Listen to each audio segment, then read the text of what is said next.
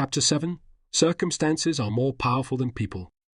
Circumstances affect who we are. Is this jiving with you yet?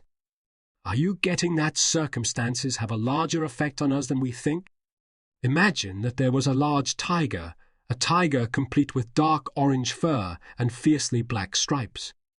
Now imagine the tiger stalking its prey in a lush, damp forest. She crouches slowly up to a rabbit, ready to pounce at any second. She breathes heavily in the misty morning cold, but she doesn't let out a single growl in case the rabbit is alerted of her presence. In the forest, animals run from her in fear, even when she is heard and not seen. Now picture that same tiger, but this time locked within a cage. Imagine her locked in a cage, barely large enough for her to stand, at the front of the stage for a circus show in Las Vegas. She growls loudly and angrily, but the little kids cheer on. She is trapped like a domestic cat. Who do you think has more power, the sorceress of circumstances or the tiger?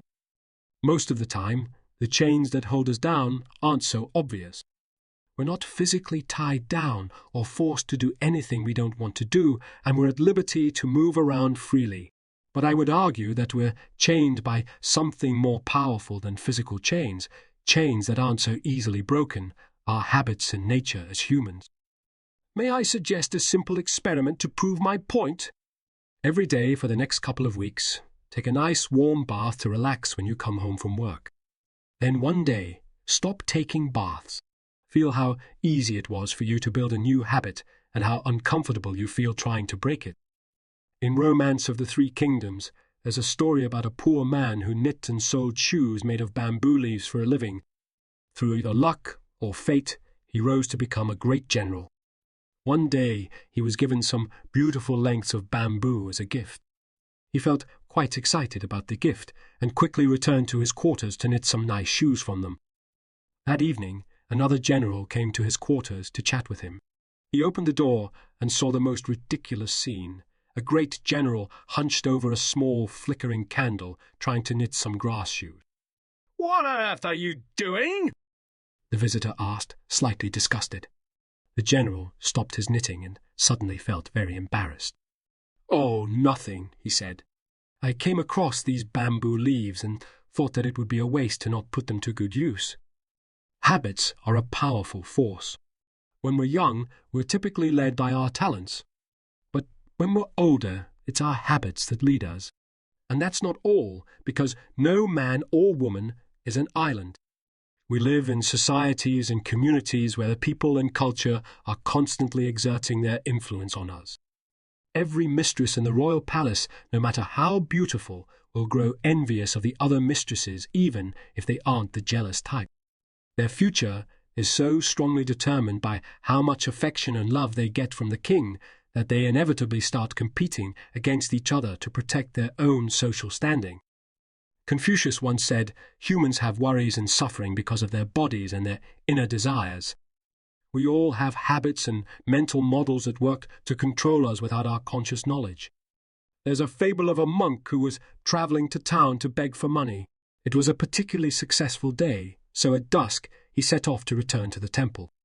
On the way back, as he was trying to cross a narrow bridge, the night's darkness caused him to trip and fall into the rushing river below. He panicked and swam as fast as he could to the riverbank on the other side. After what seemed like a lifetime, he finally made it. He rolled onto his back, completely drenched, trying to catch his breath. Suddenly, he felt saddened because all the money he had collected was lost in the river. All his work, begging for money, was wasted. However, he came to a powerful realization. In the water, he'd wanted nothing else but his life, but now, on the riverbank, he wanted his money. Same person, different circumstances, different thoughts. Michael Jordan once said that his most important skill in life was the ability to view things from the right angle.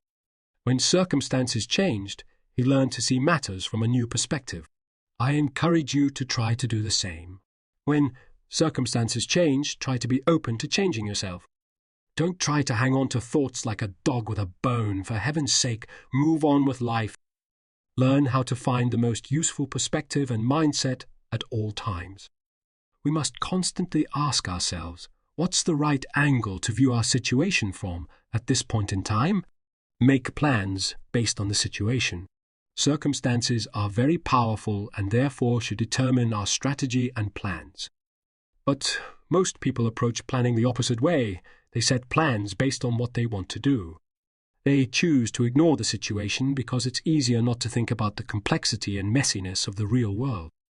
This means that their plans are about as strong as a promise to meet up at 11 p.m. When you're past 30. Not realistic and based entirely on hope. The death of Kyoku. The first significant uprising since the founding of the Han Dynasty was a conflict known as the Rebellion of the Seven States. It began because the influence of warlords in the empire grew so strong that they began to disregard the commands of the then newly seated emperor, Emperor Jing. At the time, it was estimated that the warlords controlled almost half of the empire's territories. Emperor Jing, no doubt, had many sleepless nights, but what was he to do?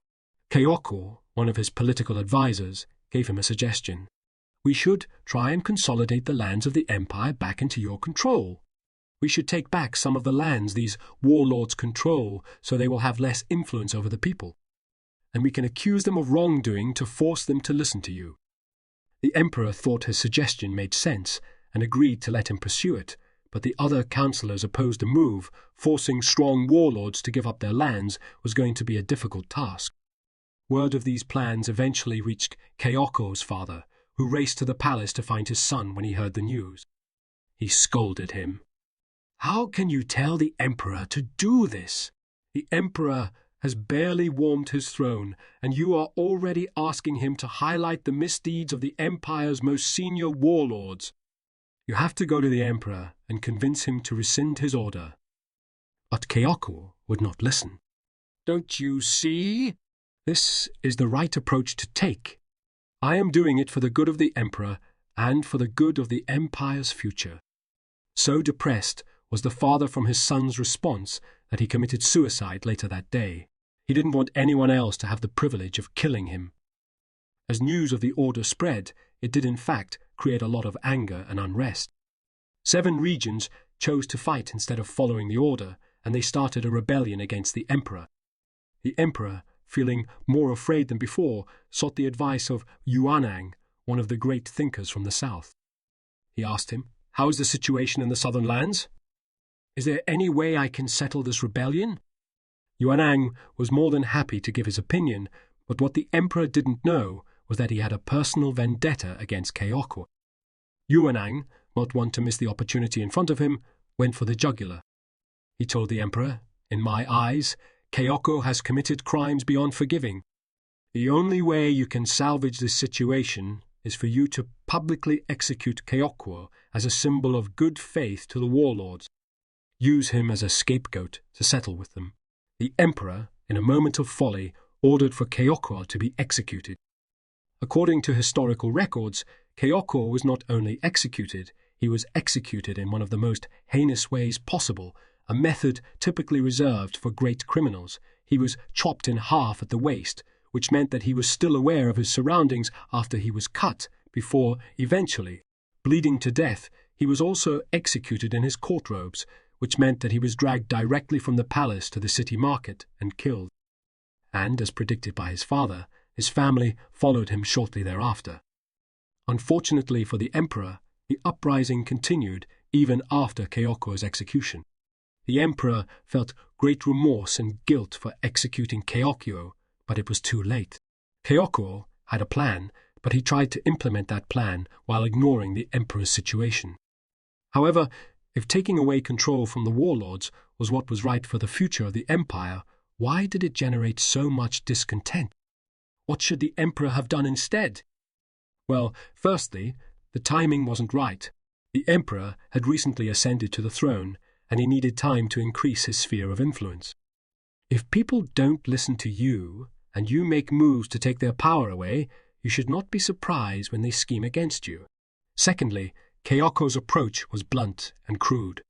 He thought he could go directly for the throat, instead of thinking about how to prepare for the response he would get.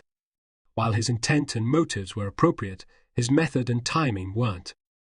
This mismatch was what ultimately caused the death of him and his family, and, unfortunately, the deaths of countless others from the rebellion he caused. In contrast, Emperor Jing's son, Emperor Wu, tried the same maneuver but went about it in a completely different way. Emperor Wu didn't try to force his actions as punishment for wrongdoing. He framed his actions as an attempt to share goodwill. He said, "These lands were given to the warlords for their efforts in supporting the founding of this dynasty. But it's unfair for these fortunes to rest with so few. These lands are gifts from the empire, and these gifts should be shared with the warlords' families, as they have also contributed much." Emperor Wu's plan was to split the lands of the warlords between their children upon their death. If a warlord had 100 acres of land and 3 children, the land would be split evenly between them, 33 acres each. If the warlord had 5 children, then the land would be split equally into 5, and this would continue for generation after generation. Secretly, the emperor knew that after 2 or 3 generations, the land would be substantially distributed among the warlord families, reducing the influence of any single warlord. Some warlords saw through the emperor's plans and violently opposed the suggestion. But you know who supported it? The children who stood to benefit from the distributions, and because many more people stood to benefit from the order than the few current warlords, the voices of support drowned out the opposition. Confucius once had a disciple who asked him, "Teacher, if you were going into battle, who would you take with you?" The disciple asked this proudly, hoping that his teacher would say that he would choose him, as he was his best student. But Confucius responded, "If I was going to take an army to war, I wouldn't take you. You're a good student, but not suited for war. I don't mean to offend you, but we must be able to match our strategy to our situation. Usually, when people are strong, they want to fight tigers. And when someone is good at swimming, they want to cross rivers. This is not how we should set our strategy. When our plans and methods are appropriate for the situation at the time, we'll find moving our goals forward effortless. Use the situation to your advantage. I'm always willing to work hard, but I've always had some trouble with not blaming others for the outcomes that I have to live with. Because I felt like I was working the hardest, there was always, at least, one other person who I thought wasn't pulling their weight or not contributing to the standard that I expected. How annoying! But in Sun Tzu's world, you didn't have the luxury of blaming others. All situations were a matter of life and death, and you wouldn't be given a second chance. Real leaders must therefore learn to rely on themselves. Don't fall into the trap of blaming the resources you have to work with. One of the most definitive examples of this comes from a famous battle that put a relatively unknown and untested leader on the map. This leader, Han Sen, would become one of the most famous military generals in all of China's history. Han Sen's first battle, fighting his back against the water. Shortly after being appointed to lead Liu Bang's armies, one of Han Sen's first tests was the battle Jingxing. In this skirmish, Han Sen's relatively small army of 30,000 was up against Zhao's 200,000 soldiers, almost 10 times the strength of his own army. This battle was legendary not only because of the significant differences in numbers between the two armies, but also because of Han Sen's strategy. Military doctrine at the time said that armies should not be positioned with their backs facing the water. They should always try to position their armies with mountains behind them. This was because if your army was defeated and had to retreat, they could always use the mountains as an escape route. Positioning your army with their backs against the water meant that you had no safety net. Not only did you not have a tactical advantage, you put yourself at great risk. Today, the phrase "fighting with your back facing the river" is still used to describe a fight or die situation because it was thought of as such a precarious position to be in. Han Sen decided that this was precisely how he would position his soldiers in his debut battle. On the day before the battle, Han Sen ordered the majority of his army to form up on the riverbank, facing the opposing army and city. They would face the enemy head-on with their backs against the river they'd just crossed. The Zhao army, on the other hand, were prepared and stood between Han Sen's army and the city. To the side were the Taihang Mountains. Zhao's army formation was as close to a textbook setup as you could get. When Hansen's soldiers arrived on site after crossing the river, they were confused about why they were positioned there. They didn't know what Hansen was planning and began to question the experience and sanity of their own leader. The enemy army, on seeing this, were also confused. "What is going on? This is a mockery of a general. Does he even know the basics of military maneuvers?" They laughed, but their arrogance would cost them dearly. After only one day, Hansen inflicted over 150,000 enemy casualties. As it turned out, Hansen's army could fight, and they could fight with the ferocity of 10 men. Not because of their special training or because of their faith in Hansen, but because of fear. They fought bravely because they had nowhere to run, no safety net. It was kill or be killed. The opposing army felt too complacent with the advantages of their position and the size of their army. After a short while of fighting, the Zhao army started to realize that things weren't going their way. They saw the ferocity of the enemy and decided to withdraw to the safety of the city. But as they turned around to retreat, they saw Hansen's flags raised all along the walls of the city. Their city looked like it was overrun, and they had nowhere to retreat to. From that point on, it was over. The Zhao army collapsed and routed. What they didn't know was that Hansen had secretly ordered 2,000 soldiers to hide in the mountains behind the enemy city the night before, carrying Hansen's flags. They were ordered to enter the city after the army had left and to put up as many flags along the outer wall as they could. And they were able to do this easily, as most of Zhao's army had left to try and claim what they thought was an easy victory on the battlefield. Hansen was later asked how he managed to win using a plan that was completely against military doctrine. He replied, "Who said I did not follow military doctrine? My strategy was completely in line with the art of war. I was given a rabble of untrained soldiers disguised as an army. If I had positioned them the normal way, they would have fled before the battle had even begun. I positioned them in front of death's door where they couldn't escape. They weren't fighting for the future of the country or for me. None of these things would matter to them. They were fighting for their own survival." After this battle, many other leaders have tried to copy this now infamous strategy of placing your armies in a position of certain death in order to find victory. Unfortunately, most of these men sacrificed their lives and achieved nothing. Their leaders didn't have the wisdom to see that it was always more than just about Hansen's tactics. What made Hansen successful was his ability to read and understand his situation, and his ability to understand the strengths and weaknesses of his hand, and this was not easily copied. History would show that Hansen was practically unrivaled in how well he could see into the minds of others on the battlefield and predict how they were going to behave according to the circumstances of the battle. Every situation has a center of gravity. While I was serving in the Australian Army Reserves, we would regularly have training exercises out in the bush, where we would train as if we were deployed onto the field in remote locations. My unit would get dropped off at a checkpoint, and we would march toward our designated site to set up for the night. As we had to be mobile all the time, the Army preferred way of carrying the mortar was placing it in the center of your backpack and then basically cramming the rest of your gear around it. It was an extremely advanced technique.